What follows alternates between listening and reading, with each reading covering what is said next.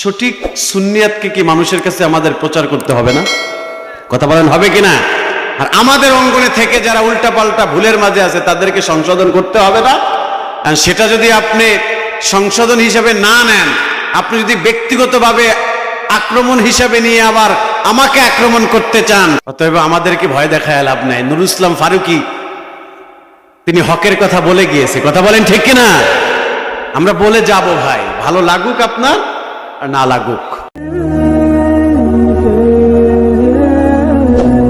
Subscribe now. JK Nipu. গত পরশুদিন একটা মাহফিল ছিল আমার সিলেট বিয়ানীবাজার। সেখানে আমি বলতে গিয়ে হক্কানি পীরদেরকে প্রমোট করেছি।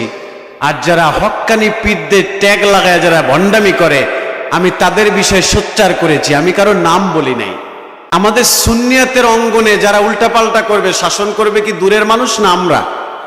কথা বলেন, কারা? আমরা শাসন করব না?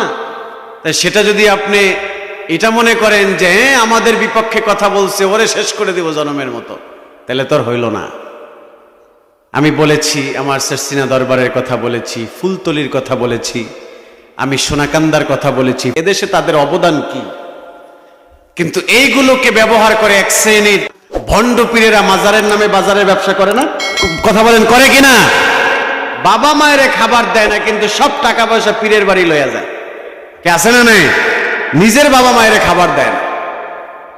আবার ওই পীরেরও ধান্দা কেমনে মুরিদের পকেট থেকে টাকা খাবে।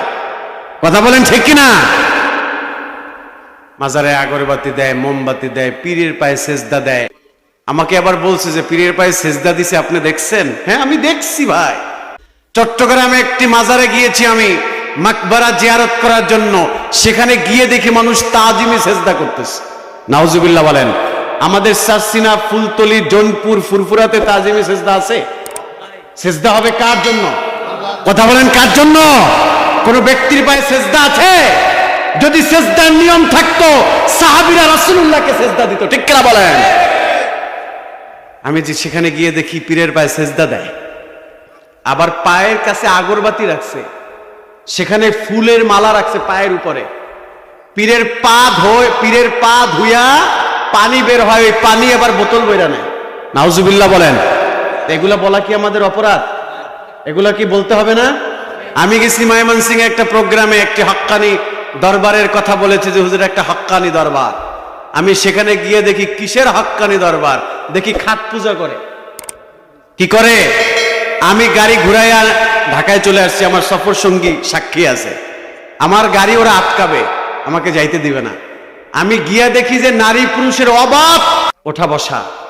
সেখানে গিয়ে দেখি খাটের উপরে ফুলের মালা দেয়া।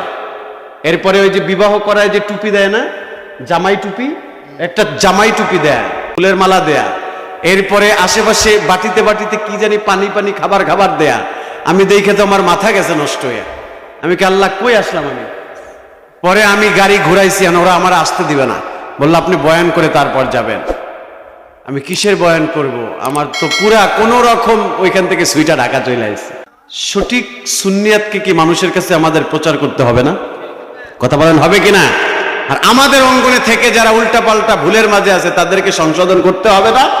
আর সেটা যদি আপনি সংশোধন হিসাবে না নেন, আপনি যদি ব্যক্তিগতভাবে আক্রমণ হিসাবে নিয়ে আবার আমাকে আক্রমণ করতে চান, অতএব আমাদেরকে ভয় দেখায় লাভ নাই। নুরুল ইসলাম ফারুকী তিনি হকের কথা বলে গিয়েছে। কথা বলেন ঠিক কিনা?